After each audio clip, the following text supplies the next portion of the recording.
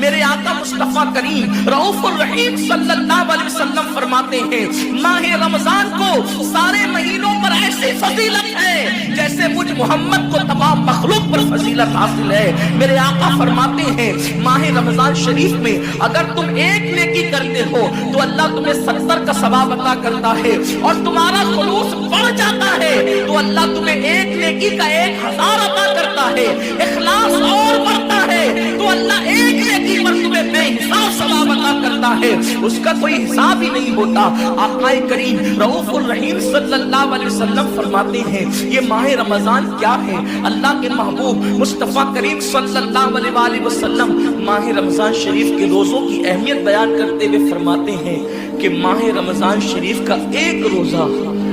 اگر کوئی چھوڑ دے اور پھر ساری زندگی اس کے بدلے میں روزہ رکھے تو ساری زندگی کے روزے اس ایک ماہ رمضان کے روزے کے برابر نہیں ہو سکتے۔ یہ ماہ رمضان شریف کے روزے کو فضیلت حاصل ہے، اور اللہ کے حبیب صلی اللہ علیہ وسلم فرماتے ہیں جو ماہ رمضان شریف میں عبادت کر کے اپنی بخشش نہیں کروا سکتا، اپنی مغفرت نہیں کروا سکتا، پھر اس کو کبھی موقع نہیں ملتا کہ وہ اپنی مغفرت کا سامان کرے۔ آقا کریم صلی اللہ علیہ وآلہ وسلم فرماتے ہیں کہ سال بھر تک ماہ رمضان شریف کے لیے جنت کو آراستہ کیا جاتا ہے، جنت کو سجایا جاتا ہے، جنت کو سنوارا جاتا ہے، اور آقا کریم صلی اللہ علیہ وسلم فرماتے ہیں بڑی بڑی آنکھ والی حوریں اللہ کی بارگاہ میں عرض کرتی ہے میرے کریم ہمیں ان کی دلہن بنانا جو ماہ رمضان شریف میں تیری عبادت کرتے ہیں، ہمیں ان کے نکاح میں دینا جو ماہ رمضان شریف کی راتوں کو جگ کر کے تجھے منانے کی کوشش کرتے ہیں۔ آقا کریم صلی اللہ علیہ وسلم فرماتے ہیں اگر کوئی بندہ ماہ رمضان میں زنا سے بچے، شراب سے بچے، جھوٹ سے بچے، کسی کو تہمت لگانے سے بچے، اور ماہ رمضان شریف کا احترام کرتے ہوئے گناہوں سے بچے تو اللہ تبارک و تعالی ہر رات کے بدلے، رمضان شریف کی ہر رات کے بدلے 100 حوروں کے ساتھ اس کا نکاح فرمائے گا۔ یعنی 30 راتیں ہیں تو 100 حوروں کے ساتھ اس کا نکاح ہوگا۔ اور آقا کریم صلی اللہ علیہ وسلم فرماتے ہیں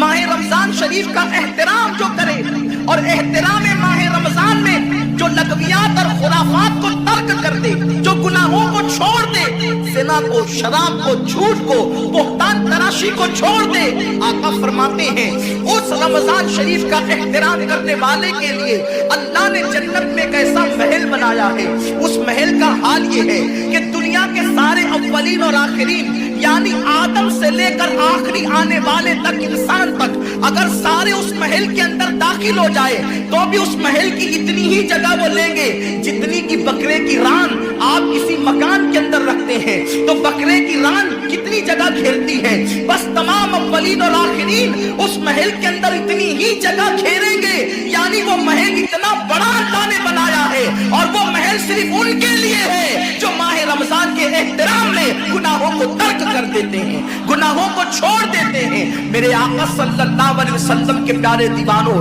لیکن افسوس ہم اور دنوں کی طرح ماہ رمضان شریف کی راتوں کو ضائع کر دیتے ہیں۔ تاجروں کا سیزن آتا ہے تو تاجر پہلے سے تیاری کرتے ہیں کہ اس سیزن کے اندر میں نے مالدار بننا ہے، اتنا مال میں نے کمانا ہے کہ پھر میں نے سارے سال گھر میں بیٹھ کر کے کھانا ہے۔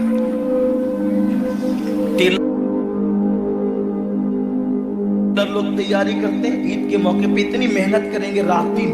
کہ سال بھر اگر کوئی کسٹمر نہ بھی آئے تو وہ گھر بیٹھ کے آرام سے کھا سکے۔ کپڑے والے سوچتے ہیں کہ سیزن آئے گا، جو بھی سیزن ان کا آتا ہے اتنا کمائیں گے کہ سال بھر بیٹھ کے کھائیں گے۔ لوگوں جیسے کپڑوں کا سیزن آتا ہے، ٹیلروں کا سیزن آتا ہے، پھلوں کا سیزن آتا ہے، ایک سیزن نیکیوں کا بھی آتا ہے، ایک سیزن مغفرت کا بھی آتا ہے، ایک سیزن جنتی بننے کا بھی آتا ہے، ایک سیزن اللہ کو راضی کرنے کا بھی آتا ہے۔ ارے یہ کیا کم ہے؟ میرے رسول سچے نبی صادق و مصدوق نبی نے فرمایا ماہ رمضان کی ہر رات اللہ پہلے آسمان پہ تجلی کرتا ہے اور اللہ اپنے بندے سے پکار پکار کر غروب آفتاب سے لے کر صبح صادق طلوع ہونے تک کہتا ہے میرے بندے اگر تو گنہگار ہے تو مجھ سے معافی طلب کرتا کہ میں تیری مغفرت کر دوں، میں تجھے جنت کا پروانہ عطا کر دوں، اگر تو غریب ہے تو مجھ سے دولت مانگتا کہ میں تجھے دولت عطا کر دوں، اگر تو نعمت سے محروم ہے تو نعمت مانگتا کہ میں تجھے نعمت عطا کر دوں۔ یہی وجہ تو ہے حضرات صحابہ کرام جب رمضان شریف آتا تو وہ ایسے تیاریاں کرتے تھے جیسے ہم اپنے گھروں کی شادیوں کی تیاری کرتے ہیں۔ صحابہ اتنے مصروف ہو جاتے رمضان شریف کی تیاریوں میں، اور کیسی تیاری کرتے؟ ہم بھی رمضان شریف کی تیاری کرتے ہیں۔ ہماری تیاری کیا ہے؟ سحری میں ترئی کے مسالے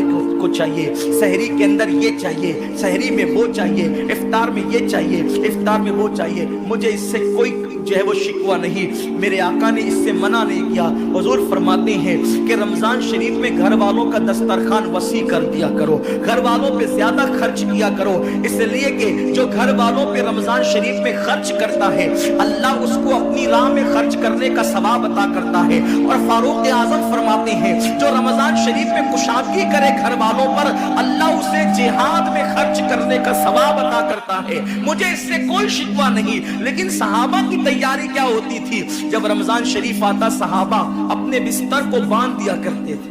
رمضان شریف آتا تو صحابہ بستر کو باندھ دیتے تھے۔ کیوں باندھ دیتے تھے بستر کو؟ اس لیے کہ اب سونا نہیں ہے، سونے کی راتیں 11 مہینے کی راتیں ہیں، اب غفلت میں زندگی نہیں گزارنا ہے، بلکہ راتوں کو جگ کر دن کو جگ کر اللہ کی اتنی عبادت کرنا ہے کہ عبادت کا سیزن آ گیا۔